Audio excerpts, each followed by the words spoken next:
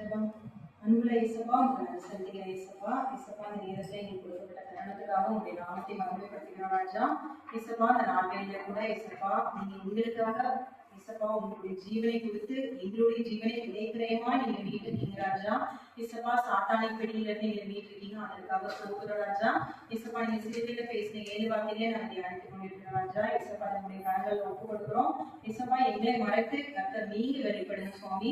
வந்திருக்கிற இயேசுப்பா பிள்ளைகளுக்கு பிரயோஜனமானதாக இருப்பதற்கு கர்த்தர் இயேசுப்பா மாம்சத்தின் படியின்படி பேசாமல் ஆவிக்குரிய வாழ்க்கையிலிருந்து பேசுவதற்கு கர்த்தர் சொல்லிக் கொடுப்பதற்கும் பரிசுத்த ஆவியாக நீங்க என்னை வழிநடத்துங்க ராஜா. என்னை உங்களுடைய கரத்துக்குள்ள முற்றிலுமாக தாழ்த்தி ஒப்பு கொடுக்கிற ராஜா. மீதியான வேலை கொடுதுகள் கொடுக்கிற வார்த்தைகள் வசனங்கள் மூலமாக கர்த்தர் நீங்க பிள்ளைகளிடம் பேசுங்க. அந்த ஒரு மனமாற்றத்தை கர்த்தர் நீங்க கட்டளையிடும் சுவாமி. உங்களுடைய கரத்துல தாழ்த்தி கொடுக்கிறோம். மீதியான வேலைகள் எல்லாத்தையும் நீங்க பொருட்படுத்திக் கொள்ளுங்க. நீ பிரேஸ்வி மூலம் ஜெபிக்கும் ஜீவன்ல நடக்கிறாரே. இரண்டாவது வார்த்தை லூக்கா 23ஆம் அதிகாரம் 43வது வசனத்தை யாராவது ஒருவர் வாசிக்கலாம்.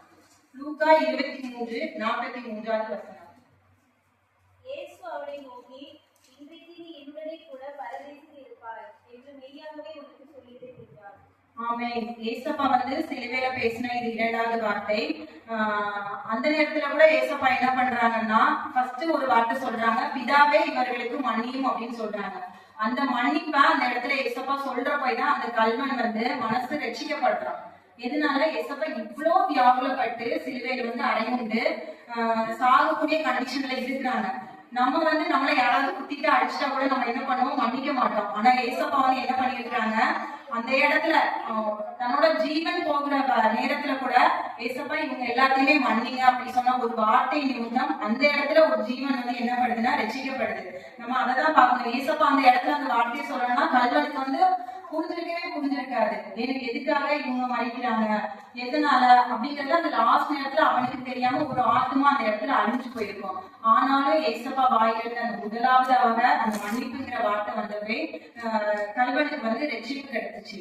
நம்ம எல்லாம் என்ன பண்றோம்னா இவ்வளவு தூரம் நம்ம பிரயாசப்படுறோம், சண்டை வரும், டெய்லியுமே ப்ரேயர் பண்றோம், வாசிக்கிறோம். ஆனாலும் கர்த்தருடைய வார்த்தைகளை புரிந்து கொள்ளாம நம்ம இந்த உலகத்துல வாழ்ந்துட்டு இருக்கிறோம். நம்மளுடைய சாட்சியின் மூலமாக 2 பேர் ரட்சிக்கப்பட்டா உண்மையாவே கர்த்தர் நமக்கு என்னன்னா பரலோக ராஜ்யத்துல ஒரு பெரிய பொக்கிஷத்தை வச்சிருக்காருன்னு சொல்லிட்டு நம்ம உணர்ந்து கொள்ளணும். இந்த நாட்கள்ல மன்னிப்பு நமக்கு கர்த்தர் கொடுத்துருக்காருன்னு உணர்ந்து நம்மளுடைய மனசை நம்ம மாத்திக்கணும். ஏதாவது தீய வழியில நம்ம இருந்தாலோ யாரையோ காயப்படுத்திருந்தாலும் இந்த நேரத்துல நம்ம அதுல இருந்து வெளியில வரணும். ரெண்டாவது ரட்சிப்பு. அந்த மன்னிப்பை ஏசப்பா கொடுத்த போய் கல்வனுக்கு ஒரு ரட்சிப்பு கிடைச்சிச்சு. அவன் அந்த நேரத்துல அந்த வாய்ப்பை பயன்படுத்திக்கிட்டான். நம்ம இந்த கிருபை காலத்துல நம்ம போயிட்டு இருக்கோம். இந்த நேரத்துல கர்த்தர் நமக்கு கொடுத்த ரட்சிப்பை நம்ம பயன்படுத்தி அநேகருக்கு பிரயோஜனமான பிள்ளைகளாக நம்ம மாறணும்ட்டு இந்த நாட்கள்ல நம்ம இது பண்ணிக்கிறோம். அப்புறமா லூக்கா 19ஆம் அதிகாரம் வசனம் 9 யாராவது ஒருத்தர் வாசிக்கலாம். லூக்கா 19:9.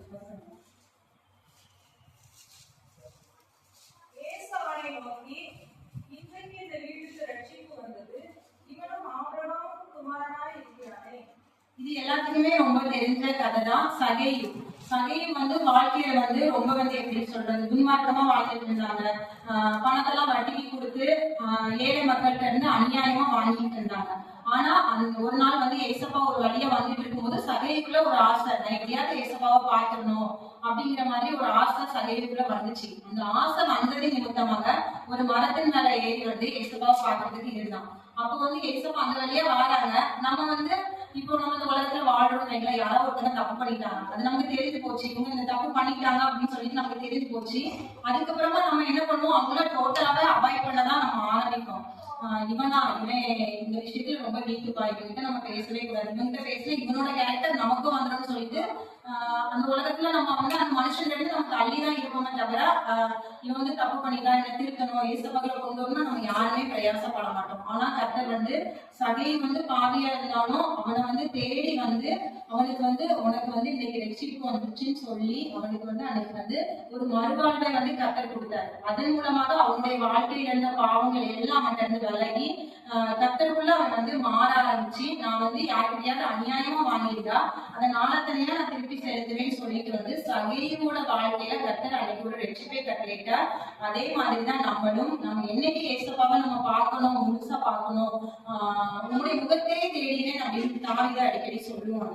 அந்த வசனத்தின்படி நம்ம எப்போ கர்த்தரை நம்ம தேடணும் அப்படிங்கிற வார்த்தை அதிகமா நமக்குள்ள வருதோ அப்போ ஆட்டோமேட்டிக்கா நமக்கு வந்து அந்த முழு ரட்சிப்பு வந்துடும். நமக்குள்ள வந்து அப்படி ஒரு வாஞ்சை இல்லை. போன வார செய்தியில கூட ஒன்றே நான் கேட்டேன் அதே நான் நாடுவேன் அப்படிங்கிற வார்த்தையின்படி நம்ம வந்து எப்பவுமே கர்த்தருடைய ஆலயத்துல தங்கி இருக்கிறதான் நம்ம நாடணும். அதுக்காக எப்பவும் சர்ச்சில் இருக்கணும் அப்படிங்கிறது இல்லை. கர்த்தரே சொல்லிக்கிறாரு, நீங்கள் தான் சரீரமாகி ஆலயம் தான், நான் உங்களுக்குள்ளே வாசம் பண்ணிக்கிறேன்னு சொல்லியிருக்காரு. அந்த வார்த்தையின்படி வந்து நம்ம என்ன பண்ணணும்னா கர்த்தருக்கு நம்ம ஒப்பு கொடுத்து அந்த ரட்சிப்பை வந்து நம்ம தக்க வச்சு கொள்ளணும். அப்புறமா ஒரு வசனம், இழந்து போனதை தேடவும் ரட்சிக்கவுமே மனுஷகுமாரன் வந்திருக்கிறார். அதே மாதிரி பிரியாணிகளுக்கு அல்ல, அது எப்படி சொல்றதுன்னா, உடம்பு நல்லா இருக்கிறவங்களுக்கு என்னைக்குமே வந்து ஒரு டாக்டர் தேவையில்லை. உடம்பு வந்து கெட்டு போனவங்களுக்கு தான், இப்போ ஒரு நோய்வாய்ப்பட்டிருக்காங்கன்னா அவங்களுக்கு தான் வந்து டாக்டர் தேவை. அதே மாதிரிதான் நீதிமன்றங்களுக்காக கர்த்தர் வரவே இல்லை. பாவிகளை ரட்சிக்கிறதுக்காக தான். ஒருத்தர் கூட இந்த உலகத்துல வந்து கெட்டு போயிடக்கூடாது அப்படிங்கிற ஒரே ரீசனுக்காக தான் ஏசப்பன் நமக்காக வந்து பிறந்தாங்க. அதே மாதிரி இந்த உலகத்துல ஏசப்பா பிறக்கும் போது பாவங்கள் அதிகரிக்க அவருடைய ரத்ன சிந்தனால் அழிய ஒன்றுனாலையுமே மீட்பு இல்லை, ரட்சிப்பு இல்லை அப்படின்னு சொல்லிட்டுதான் ஏசப்பா வந்து நமக்காக அவருடைய ரத்தத்தை கொடுத்து ஒரு ரட்சிப்பை அந்த நாட்கள்ல நமக்கு வந்து இலவசமா கொடுத்துருக்காங்க. அதை நம்ம வந்து இந்த நாட்கள்ல பயன்படுத்தி கொள்ளணும்னு நான் நினைக்கிறேன். அப்புறமா வந்து லூக்கா 18ஆம் அதிகாரம் 10 to 14 வசனங்களை நீங்க வீட்டுல போய் வாசிச்சு பாருங்க. அதுல வந்து ஒரு உவமையாக ஏசப்பா ஒரு சம்பவத்தை சொல்லியிருப்பாங்க. என்ன சம்பவம்னு பாத்தீங்கன்னா, ஆயக்காரனும் பரிசேயரும் வந்து ஜெபம் பண்றதுக்காக சர்ச்சுக்கு போறாங்க. சர்ச்சுக்கு போற இடத்துல வந்து பரிசேயர் என்ன சொல்றாங்கன்னா, ஏசப்பா நான் ரொம்ப நல்லது பண்ணிருக்கேன், நான் வந்து தப்பே பண்ணல, நான் அப்படி பண்ணல, நான் ரொம்ப பெர்ஃபெக்டா இருக்கிறேன், அதனால வந்து நான் உண்மை சோஸ்தரிக்கிறேன் அப்படின்னு சொல்லிட்டு ஒரு ஜெபத்தை பண்றாரு. அந்த இடத்துல அந்த ஜெபம் வந்து முற்றிலுமே ரொம்ப தப்பு. ஏன்னா யாருமே ரொம்ப பெர்ஃபெக்டா இந்த உலகத்துல வாழவே முடியாது. எல்லாரும் ஏதோ ஒரு விஷயத்துல நம்ம வந்து ஏசப்பாவுக்கு இந்த உலகத்துல யாருமே நீதிமான் கிடையாது. அந்த டைம்ல ஆயக்காரன் ஒருத்தங்க வந்து ஏசப்பா நான் வந்து பாவி, என் மேல கிருபையா இருங்க அப்படின்னு சொல்லிட்டு ஒரு வார்த்தையை சொல்லும் போது ஏசப்பா சொல்றாங்க, அந்த ஆயக்காரன் தான் என்னது நீதிமானாய் போறான் அப்படின்னு சொல்லிட்டு ஏசப்பா சொல்றாங்க.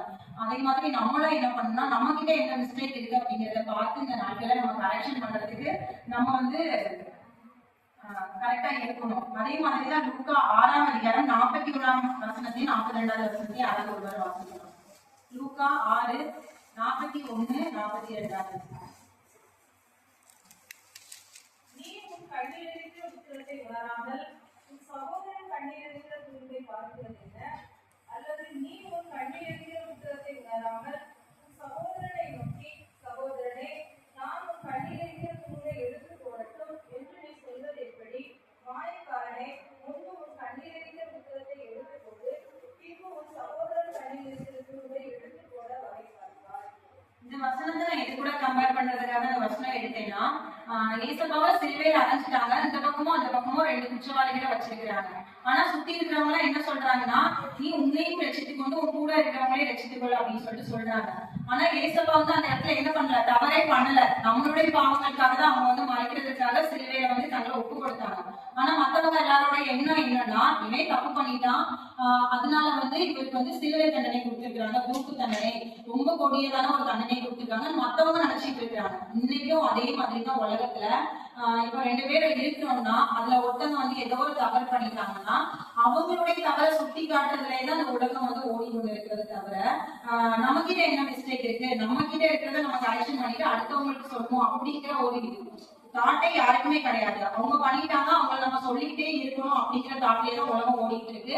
நம்ம வந்து அந்த சிலுவையில கீழே இருந்து இந்த மாதிரி பரியாசம் பண்ணவங்கள மாதிரி நம்ம இல்லாம கர்த்தருக்கான காரியங்கள்ல நம்ம வந்து அடுத்தடுத்து முன்னேறி செல்லணும்னு நான் அந்த இடத்துல சொல்றேன். சங்கீதம் 3ஆம் அதிகாரம் 8வது வசனத்தை கடைசியா வச்சுட்டு நம்ம முடிச்சுக்கலாம். சங்கீதம் 3:8.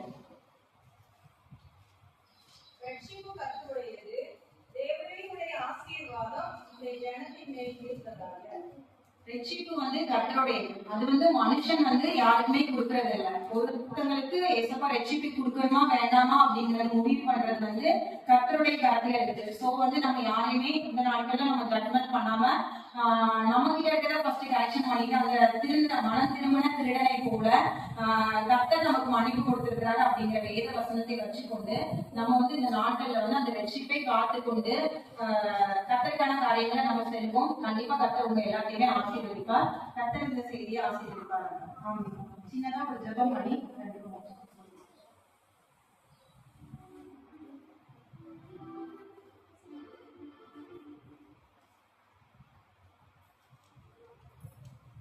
ஜெபம்.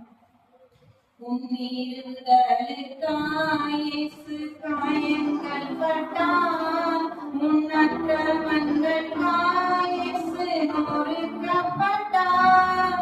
உன்னிருதலுக்காயேசு காயங்கள் பட்டார், உன்னற்றவன்களுக்காயேசு நொறுக்கப்பட்டார். உனக்காகவே அழிக்கப்பட்டார். உன்னை உயர்த்த தன்னை தாழ்த்தினார். உன்னை உயர்த்த தன்னை தாழ்த்தினார். இயேசு கிறிஸ்துவின் அன்பு என்றும் மாறாதது. இயேசு கிறிஸ்துவின் மாறா கிருபை என்றும் குறையாதது. பாவி என்றுன்னை அவர் தள்ளவே மாட்டார். அவளாய் உன்னை இயேசு அழைக்கிறாரே. பாவி என்றுன்னை அவர் தள்ளவே மாட்டார். அவளாய் உன்னை இயேசு அழைக்கிறாரே. தயங்கிடாதே, தாவி ஓடினார். தன்னை இயேசுவே சொந்தம் கொள்ளவா. தன்னை இயேசுவே சொந்தம் கொள்ளவா. இயேசு கிறிஸ்துவின் அன்பு என்றும் மாறாதது. இயேசு கிறிஸ்துவின் மாறா கிருபை என்றும் குறையாதது. இயேசு கிறிஸ்துவின் மாறா கிருபை என்றும் குறையாதது. சோதரராஜா ஏசப்பா, நீங்க பாவின்னு யாரையுமே நீங்க தள்ளதில்லை ஏசப்பா. சோதரராஜா ஏசப்பா, உங்களுடைய வார்த்தைகளுக்காக சோதரராஜா ஏசப்பா, கொடுக்கப்பட்ட வார்த்தைகளை ஏசப்பா பிள்ளைகள் பிடித்துக் கொண்டு ஏசப்பா அதன்படி நம்மளுடைய வாழ்க்கையில இருக்கிற ரட்சிப்பை காத்துக்கொள்ள என் தேவன் உதவி செய்யுங்கப்பா. சோதரராஜா ஏசப்பா, நீங்க பாவியில ரட்சிக்கதான் ஏசப்பா அந்த உலகத்துல வந்தீங்க ஏசப்பா. அந்த கடைசி நேரத்துல கூட அந்த கர்த்தனுடைய மனது மாறி ஏசப்பா உங்களை சொந்தமாக சொந்த ரட்சகராக தந்தையாக ஏற்றுக்கொண்ட கிருபைகளுக்காக சோதரராஜா ஏசப்பா, எங்களுக்கு கொடுக்கப்பட்ட அந்த கிருபைகளுக்காக அந்த கிருபை நேரத்துக்காக சோதர செலுத்துகிற ராஜா. இந்த நேரத்துல கூட ஏசப்பா நாங்கள் செய்த தவறுகளை எல்லாத்தையும் உதவிட்டு என் தேவன் அண்டையில வந்து ஏசப்பா என் தகப்பன் அப்படின்னு சொல்லி உரிமை கொண்டாடி கர்த்தருடைய சமூகத்துல வந்து நாங்க இந்த நேரத்துல வருவதற்கு கர்த்தர் நீங்க உதவி செய்யுங்க ராஜா. கிருபை பாராட்டுங்க ராஜா ஏசப்பா. நாங்க எல்லாருமே இந்த நாட்கள்ல ஓடிக்கொண்டிருக்கிறது கர்த்தருடைய வாழ்க்கையில ஏசப்பா அந்த பரலோக ராஜ்யத்துல நாங்க சேர வேண்டும் என்பதற்காக ராஜா ஏசப்பா. அதை எதற்காகவும் இழந்து போகாத அளவுக்கு ஏசப்பா எச்சரிக்கையுள்ள பிள்ளைகளாக நாங்கள் இருப்பதற்கு கர்த்தரை எங்களுக்கு கிருபை பாராட்டுங்க ராஜா ஏசப்பா. நீங்க எங்களுக்கு கொடுத்த மன்னிப்புக்காக சோதர ராஜா ஏசப்பா. அந்த மன்னிப்பின் மூலமாக எங்களுக்கு நீங்க ரட்சிப்பை கொடுத்திருக்கீங்க ராஜா ஏசப்பா. அதற்காகவும் சோதர ராஜா அந்த ரட்சிப்பை யாருக்காகவும் எதற்காகவும் இழந்து போகாதபடிக்கு எச்சரிக்கை உள்ள பிள்ளைகளாக இந்த நேரத்துல நாங்க இருப்பதற்கு கர்த்தர் நீங்க உதவி செய்யுங்க ராஜா ஏசப்பா. அப்படிப்பட்ட வார்த்தைகளை எங்களுக்கு கொடுத்து இந்த நாட்கள்ல கேட்பதற்கு எங்களுக்கு உதவி செஞ்சிருக்கீங்க ராஜா ஏசப்பா. இன்னும் கொடுக்க போகிற ஒவ்வொரு வார்த்தைகளையும் உங்களுடைய கரம் இருக்கட்டும், தீர்ப்பை இருக்கட்டும் ராஜா. எல்லா பிள்ளைகளுடைய மனதிலும் தொடட்டும் ராஜா. இந்த நாள் ஏசப்பா, அந்த நாள்ல இருந்து ஒரு பெரிய மாற்றத்தை நாங்கள் காண்பதற்கு கர்த்தர் நீங்க எங்களுக்கு திரும்ப பாராட்டுங்க ராஜா. உங்களுடைய பிரசன்னம் கிருபையில வழிநடத்தி கொடுக்கும். மீதியான வேலை பொழுதுகள் எல்லாத்தையும் உங்களுடைய கரத்தில் ஒப்புக்கொடுக்கிறோம். மீட்பர் இயேசுவின் மூலம் ஜெபிக்கிறோம் ஜீவனுள்ள நல்ல பிதாவே. ஆமென்.